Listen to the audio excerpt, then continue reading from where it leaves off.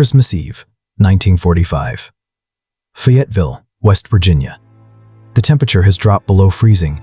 In a two-story frame house on Route 16, a mother named Jennie Sodder is finishing the dishes. Her youngest children are already asleep. Upstairs, 4 of her older children are still awake, whispering about the presents they hope to find in the morning. Nobody in that house knows this will be the last ordinary night of their lives. By dawn, 5 of the 9 Sodder children will be gone, not found dead, not found injured. Simply gone, vanished from a house that burned to the ground in under an hour, in a fire that left no trace of them at all. This is the story of what the official record says happened that night, and everything the record still cannot explain. George Sodder had built a life that looked, on paper, like the American dream. Born in Sardinia, Italy, he immigrated to the United States as a teenager, settled in West Virginia, and built a small trucking and coal hauling business from nothing. He married Jennie, and together they raised 10 children in a modest but sturdy home just outside Fayetteville. By 1945, George was known locally as a hard-working, opinionated man, and, notably, an outspoken critic of Benito Mussolini, whom he denounced openly in the local Italian immigrant community, even during the war years when such talk was not universally welcomed. That detail will matter later. Hold on to it. On the evening of December 24th, most of the Sodder children were home. Marion, the eldest daughter present, helped her mother with the younger ones. Maurice, Martha, Louis, Jennie Irene, and 2-year-old Sylvia were also there. George was out on a delivery run and returned home late. By the time everyone settled in, it was past 10 o'clock. The house was warm. The Christmas tree lights were plugged in. Nothing about the night suggested danger. At around 12:30 in the morning, the telephone rang. Jennie Sodder answered it.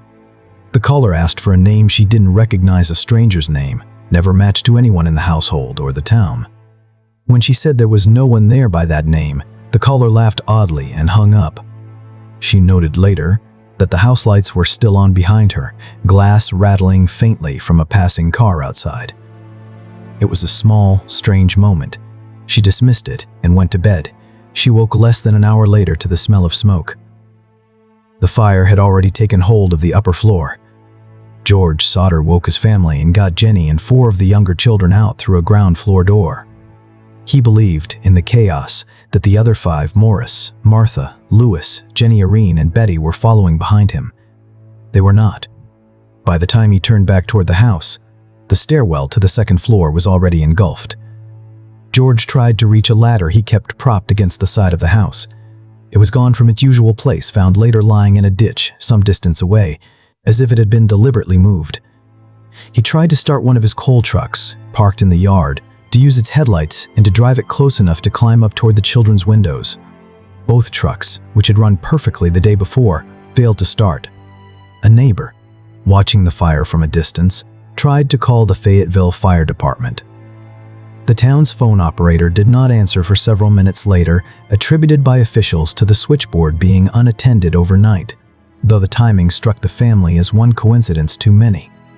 By the time the fire department was reached and dispatched, the trucks took over an hour to arrive, though the station was only a few miles away. The vehicle that eventually came was not equipped to reach the more remote roads efficiently in winter conditions, and by the time firefighters arrived, the house had collapsed into a smoking pile of ash and blackened timber. The fire had taken less than 45 minutes to destroy the entire structure. George and Jennie searched the wreckage the next morning for the remains of their children. They found nothing. No bones, no recognizable remains at all. Fire investigators told the family that the blaze had likely burned hot enough, potentially reaching temperatures upward of 2,000 degrees Fahrenheit, to cremate the bodies entirely, leaving no trace. The local coroner's inquest, held quickly and without extensive forensic testing by later standards, ruled the deaths accidental, attributed to a faulty stretch of wiring in the home. A death certificate was issued for all 5 children. The file was closed. George Sodder did not accept it. He returned to the site of the fire in the following weeks and began sifting through the ashes himself. What he found troubled him. Fire investigators had said the blaze burned hot enough to fully cremate 5 human bodies, and yet George found no bone fragments, no fillings, no melted remnants of any kind belonging to his children. He did, however, find a hardened, congealed lump later identified as a piece of pressure cooker that had been sitting in the kitchen, an item, by his own account, that should have shown less structural damage in a survivable fire than a human body would. A local funeral director who assisted in reviewing the case also raised doubts. Human bone, he told the family, does not vanish completely even in intense residential fires. Some fragment or residue is nearly always recoverable.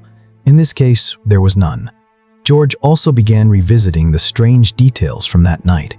The phantom phone call, the missing ladder, the 2 trucks that wouldn't start, the delayed emergency response, and something else, reported afterward by several witnesses in the days leading up to the fire. A man had come to the house attempting to sell George life insurance. When George declined, the man allegedly warned him that his house would go up in smoke and his children would be destroyed. A statement Jennie and George both later recounted to investigators and reporters, though it was never independently corroborated by a written record from the man himself. There was also the matter of the fuse box. Neighbors and utility workers reported to the family that a set of wires and a fuse assembly appeared to have been deliberately cut and removed from a utility pole near the house shortly before the fire equipment, that, if damaged accidentally, should have remained at the scene rather than disappearing entirely. None of these details individually proved anything. Together, they convinced George and Jennie Sodder that their children had not burned to death in an accidental house fire. They believed and would spend the rest of their lives insisting that the 5 children had been taken. In the months after the fire, reports began reaching the family that appeared to support that belief. A woman who ran a tourist stop roughly 50 miles from Fayetteville told investigators she had seen 4 or 5 children matching the description of the Sodder children in the car that stopped there the night of the fire, accompanied by adults who seemed unusually anxious to leave quickly. A separate witness reported seeing a car deliberately tailing the Sodder children's school bus in the weeks before the blaze. Sightings, some credible enough to be logged by investigators, others impossible to verify, continued to trickle in for years afterward from towns across several states. George Sodder hired private investigators. He wrote letters to the FBI, to members of Congress, and eventually to J. Edgar Hoover himself, asking the Bureau to take on the case. Hoover's office responded that the FBI would be willing to investigate, but only if local authorities requested federal assistance, something Fayetteville's local police and fire officials, by that point committed to their original accidental firefighting, declined to do. Undeterred, George Sodder erected a large billboard along Route 16 near the site of the destroyed house.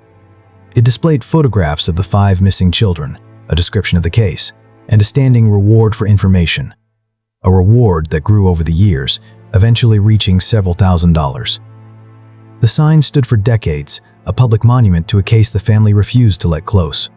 In 1947, 2 years after the fire, a photograph arrived anonymously in the mail addressed to Jennie Sodder.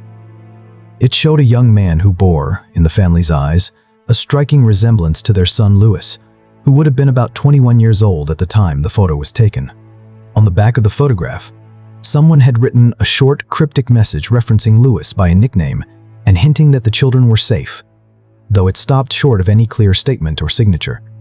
The family always maintained the photograph was never definitively explained, and it remains, to this day, unresolved. No verified identification of the man in the photograph was ever made.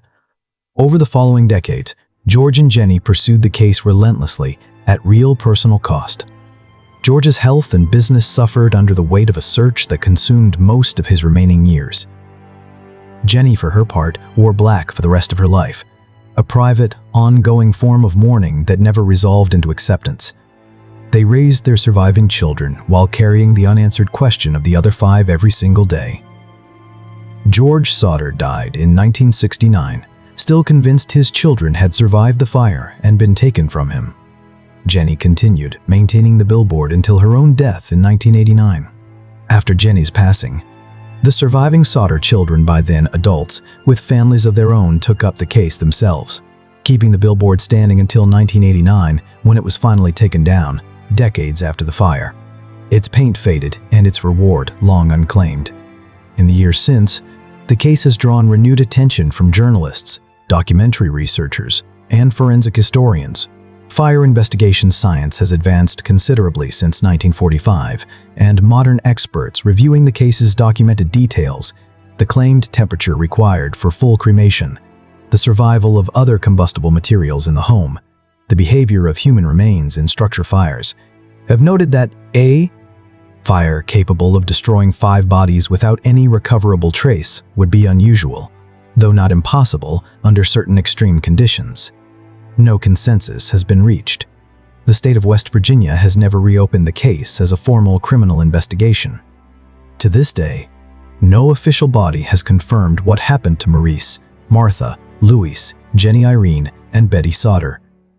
There is no confirmed grave. There is no confirmed survivor. There is only a fire, an inquest that closed quickly, a family that refused to accept the official explanation, and 7 decades of unanswered questions.